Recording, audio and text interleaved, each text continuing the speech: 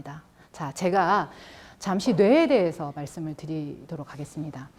홍익, 인간, 이화, 세계. 자, 홍익이라는 개념을 저는 오늘 이렇게 잡고 싶습니다. 홍익은 아주 감각이 뛰어난 고등의 사람들의 집단, 사회적 집단, 이렇게 말하고 싶습니다. 감각이 뛰어난 고등의 사람들. 그러면 고등이 존재한다면 무언가보다 월등하다라는 이야기입니다. 감각이. 신을 느끼는 촉과 자기 자신의 내면을 알아차리는 것과 이 모든 감각이라는 거, 이 고등의 사람들의 공동체적 집단, 사회적 집단입니다. 사회적 집단이 되지 않는 사람들은 사실은 자기만의 세계를 추구하는 사람은 홍익이라고 하기가 어렵습니다. 왜냐하면 홍익이라는 이 사회적 집단은 모두가 같이 이익이 되는 집단입니다. 그런데 우리가 뇌를 우리가 보면 뇌를 가지고 뭐 이렇게 실험을 하고 이렇게 해보면 우리가 우뇌, 좌뇌 쓰는 걸 우리가 알지 않습니까?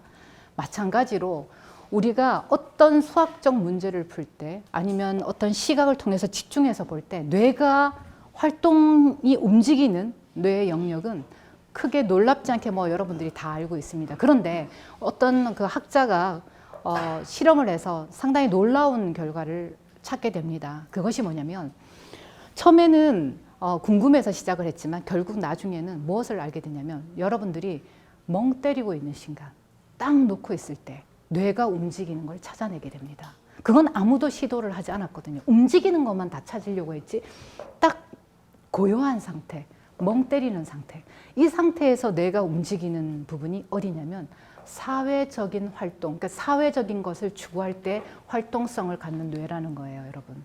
그런데 태어난 아이가 스스로 죽게 되는 경우에 보면 이 뇌가 스스로 사회화되지 못하는 아이 같은 경우에는 스스로 자기 자신을 그 바이러스를 면역 기능을 떨어뜨려서 스스로 죽게 만든다라는 연구 결과가 나온 게 있습니다, 여러분.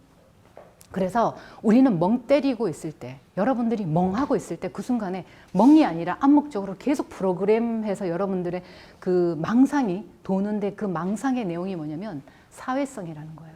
아, 내가 아까 쟤를 만났는데 실수한 거 없나? 아, 내가 오늘 옷이 괜찮았나? 내가 오늘 말한 게 실수했나? 쟤한테 상처를 줬나? 나는 뭐지 쟤한테? 이 사회에 나는 뭘까? 저 집단에서 뭘까? 이런 수많은 생각들이 자기를 계속 움직이더라는 겁니다, 여러분.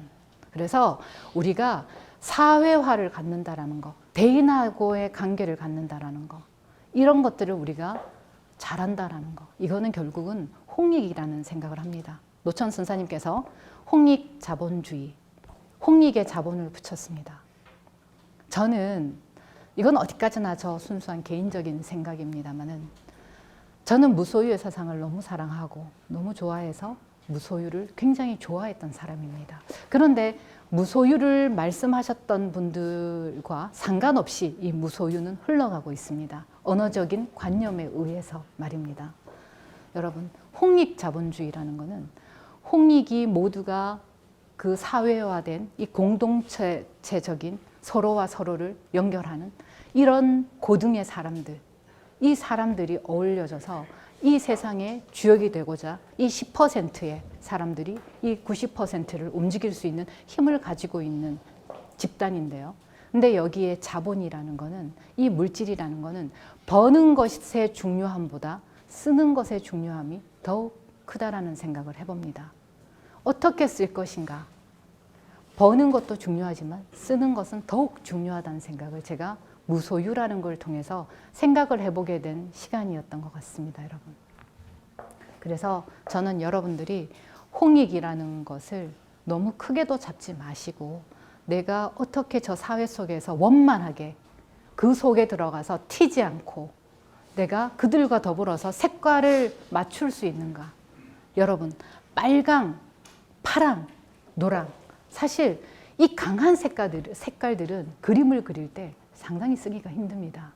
그렇지만 어쩌면 여러분들이 색깔이 없다라는 이 흐릿한 색깔들 있잖아요. 파스텔들은 다양한 색깔과 섞여도 그 품위가 납니다, 여러분.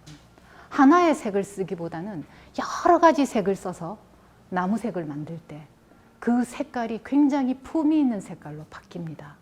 나 혼자 잘라서 독보적인 무언가를 해야겠다고 하면은 굉장히 어색한 그런 우리는 홍익의 집단이 될 수가 있습니다. 모두가 아울러서 그 안에는 반드시 자기 자신을 돌아보는 각성의 힘이 필요합니다. 각성의 힘이 필요하려면 여러분들이 자기 스스로 걸어온 길, 오늘 하루를 살아온 자기 자신을 바라볼 때 참여할 수 있는 능력을 가지셔야 됩니다. 세상을 원망하고 타인을 원망하는 이 힘은 정말로 업에서 나옵니다, 여러분. 세상과 타인을 원망하는 힘이 아니라 자기 자신의 부족한 점을 되돌아볼 수 있는 힘은 자기 자신을 앞으로 내밀지만, 세상을 원망하고 타인을 원망하는 힘은 자기 자신을 구렁텅이 속으로 집어넣게 됩니다, 여러분. 그래서 여러분들이 반드시 이것이 딱히 수행이라 말할 수 있는 이런 내용들은 아닙니다.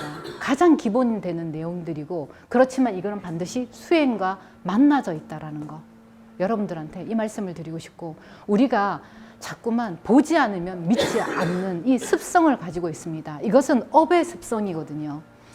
여러분들이 보는 것을 믿으려고 하는 순간 여러분들은 걸리게 됩니다, 여러분.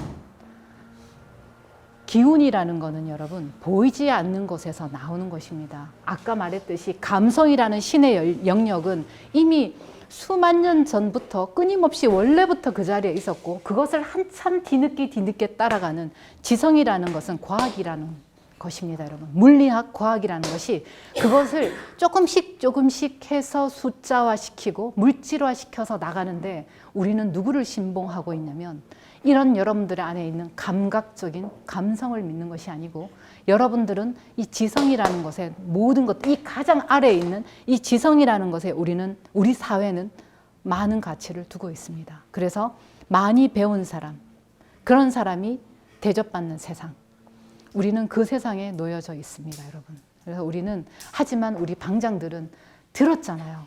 들었으면 여러분들은 아신 거고, 아셨으면은 되새기셔야 됩니다. 되새기셔서 여러분들 스스로 앞으로 나아가는 홍익 방장이 되시기를 기원합니다. 감사합니다.